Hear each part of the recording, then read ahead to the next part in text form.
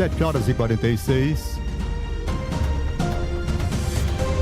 Seu direito. Outubro Rosa é o mês de conscientização sobre a prevenção e o diagnóstico precoce do câncer de mama.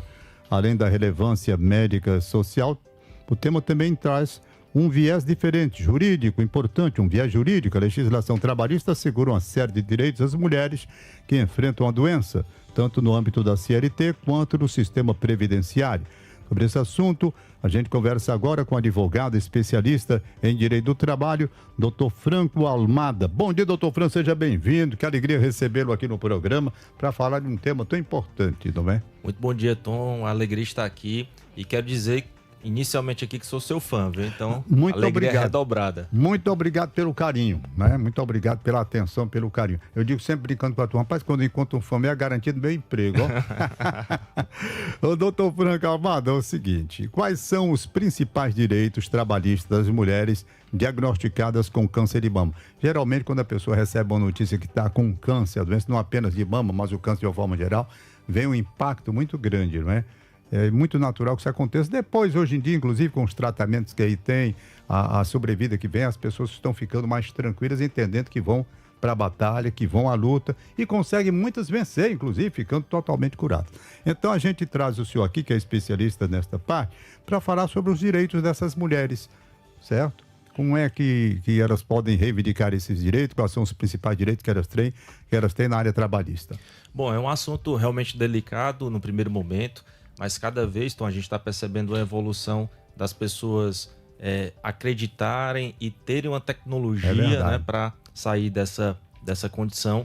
Isso. E olhando para o que a lei confere às mulheres diagnosticadas, ela vai ter ali no primeiro momento a possibilidade de se afastar do trabalho. Certo. E talvez receber um auxílio-doença ali perante o INSS. Certo. Se essa pessoa ela volta a trabalhar e há uma indicação médica de reabilitação ao trabalho, então ela pode também conseguir uma reabilitação, talvez até uma outra posição no trabalho. Sei. Se persistiu o afastamento, pode-se vislumbrar uma aposentadoria por invalidez também. Sei.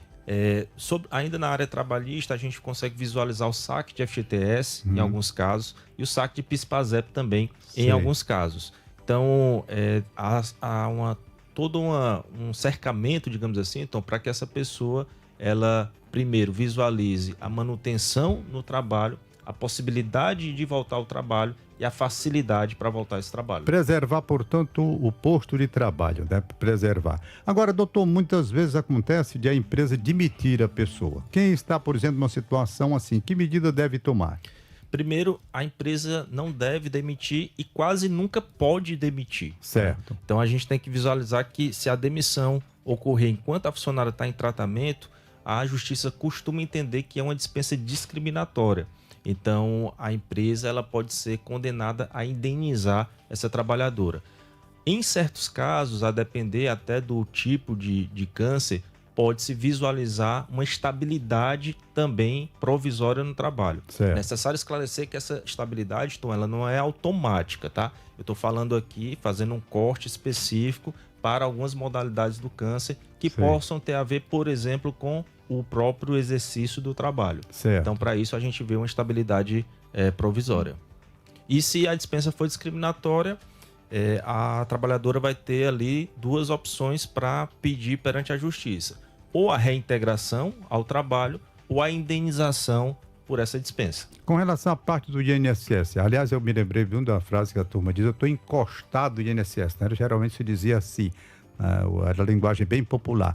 Então, esse afastamento, os documentos necessários para conseguir o afastamento, é uma burocracia grande ou é simplificado? É uma burocracia como todo procedimento que se vai requerer algum direito perante um órgão público. Então, o INSS vai pedir ali a comprovante de relação de emprego dessa pessoa, vai pedir os laudos médicos, é preciso ter uma documentação organizada e apesar desse primeiro pedido ele poder ser feito administrativamente, diretamente pela trabalhadora, o que a gente sempre recomenda, Tom, é o auxílio de um profissional capacitado, especializado no assunto, que vai conseguir ali identificar o que é melhor ou o que deve ser juntado.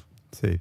Com relação, por exemplo, a pessoa é diagnosticada com esse tipo de câncer e tal, e busca naturalmente a proteção que tem direito, com relação à flexibilização da jornada de trabalho ou adaptação da jornada de trabalho à sua situação. É possível isso, é? É possível e vai depender muito, Tom, da medicina do trabalho. Ah. O médico é que vai fazer essa orientação. Se é preciso, por exemplo, uma mudança de função, uma redução de jornada, um ajuste na atividade. Isso a gente chama de readaptação, mas não é algo que a empresa primeiramente vai visualizar. A empresa ela vai depender para fazer essa readaptação e a empregada também de um respaldo médico. Então, o médico do trabalho que vai analisar as funções, as atividades e vai dizer, olha, você pode ainda desenvolver, é melhor que se reduza a jornada, é melhor que você vá ser readaptada para outra função. Isso vai depender realmente de uma visão mais técnica. As empresas, o senhor que trabalha nessa área, pode me dizer se as empresas se mostram com maior sensibilidade para acolher e adaptar ou há uma resistência grande ainda? Você foi muito feliz nessa palavra, acolhimento. Acho que é a palavra-chave. Cada vez mais, eu escutava aqui a entrevista anterior, a saúde mental ela está cada vez mais sendo tratada como um assunto sério e que merece valorização. E o assunto que a gente está tratando aqui permeia muito, ou principalmente a saúde mental da trabalhadora. Então, o que a gente percebe é que as empresas estão sim acolhendo da melhor forma, e as que ainda não enxergaram isso, o que a gente indica é que ela possa oferecer um apoio psicológico, que possa preparar as outras colegas para a condição dessa empregada e possa garantir que ela não sofra ali nenhum tipo de preconceito. O que é importante para a trabalhadora é voltar ao senso de normalidade no local de trabalho. Eu tô vendo que as empresas ultimamente estão mais atentas ao acompanhamento, não apenas do Outubro Rosa, mas também de outros programas que são feitos a cada mês, com a COI, identificando o tipo de combate ou de conscientização. Essas empresas, nesse caso que nós estamos tratando aqui, as empresas já estão, por exemplo, assumindo um papel de antecipar, orientando e dando oportunidade para que as mulheres se cuidem para não chegar ao ponto de detectar o câncer? A gente vê uma facilidade quanto a isso. Por exemplo, liberando essas trabalhadoras para fazer exames preventivos, fazendo algumas parcerias de esclarecimento. Hoje, nós já tivemos até a oportunidade de aqui e em outros programas a gente falar sobre saúde mental. Há uma alteração da NR1, onde vai passar a vigorar a partir de janeiro de 2026, onde traz mais responsabilidade para a empresa dentro do ambiente de trabalho, não só a proteção física do trabalhador, mas a proteção mental do trabalhador. Então, é importante incentivar essas ações que já ocorrem em algumas empresas, como rodas de conversas, palestras, acolhimento, que essas atitudes elas sejam multiplicadas. Agora me veio à tona não apenas a pessoa que tem um trabalho formal com carteira assinada, e os empregados autônomos têm direitos também, as pessoas domésticas também, mesmo que não tenha carteira assinada, têm direitos nessa parte? Elas têm direito, agora a gente tem que fazer um corte aqui. Existe o autônomo que formaliza isso e recolhe suas contribuições pelo INSS, e esse vai ter sim a qualidade de segurado, mas existe o autônomo, Tom, entre aspas, Sim. que vive na informalidade. Isso. Esse caso da informalidade, o que a pessoa, o que o trabalhador tem que visualizar no primeiro momento é o reconhecimento do vínculo. Então, por exemplo, se a gente está falando de uma empregada doméstica que está na informalidade, ela vai ter que buscar a Justiça do Trabalho para reconhecer o vínculo e daí vão decorrer os direitos disso. No caso de não ter um vínculo, lamentavelmente ela vai ter que fazer mesmo o trabalho por fora, sem o apoio de nada do INSS, O que ela vai poder visualizar são recolhimentos perante o INSS para regularizar a situação dela, mas no primeiro momento, então, ela vai enfrentar sim essa dificuldade. Por isso que a gente renova aqui que o trabalhador esteja no ambiente doméstico, esteja no ambiente realmente comercial, que ele vá buscar o reconhecimento do vínculo, porque aí sim ele vai poder ser assistido e ter acesso a todos esses benefícios. No caso de o trabalhador que não tem vínculo, ele, por exemplo, se ele vai pagar o INSS de forma individual, ele tem uma carência de quantos anos para ter os direitos, hein?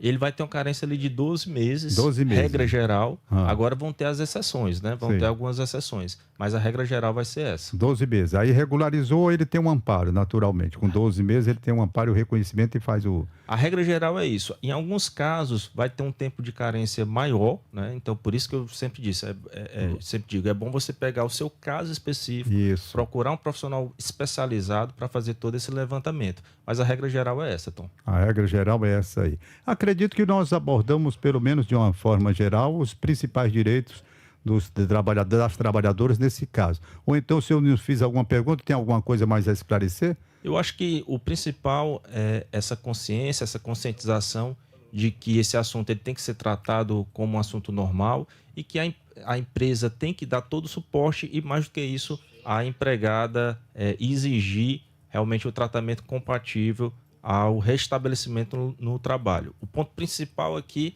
é que a empregada ela consiga voltar à normalidade no seu local de trabalho. Eu esqueci uma pergunta, parceiro, interessante. Passando agora me veio, ó. Ainda bem que dá tempo de responder. Com relação à parte de imposto de renda, essas cobranças, tem alguma flexibilização nesse caso? Tem? Vão ter outros benefícios quanto ao imposto de renda, aí vai depender da faixa de contribuição, da questão da doença propriamente dita. Inclusive, há outros benefícios também para aquisição de veículos, a questão de aquisição de imóveis. Então, vai depender muito do caso concreto. Sim. Regra geral que a gente tem que ressaltar e renovar se você está nessa condição, procure realmente ver onde se encaixa a sua questão e ver quais são os benefícios. Doutor Franco Almada, muito obrigado pela sua presença. Ele é especialista em direito do trabalho e principalmente nesse tema que nós abordamos aqui. Se alguém tiver alguma dúvida, o contato tem Instagram para o contato? Tenho, @Franco Almada Azevedo. Pode. @Franco Almada Azevedo. É fácil de decorar, não é não? É fácil. @Franco Almada Azevedo. Foi um prazer, bom dia para o senhor, saúde e paz para a família. Foi um prazer, muito obrigado pela audiência que o senhor dá a mim. Obrigado, um prazer foi todo meu.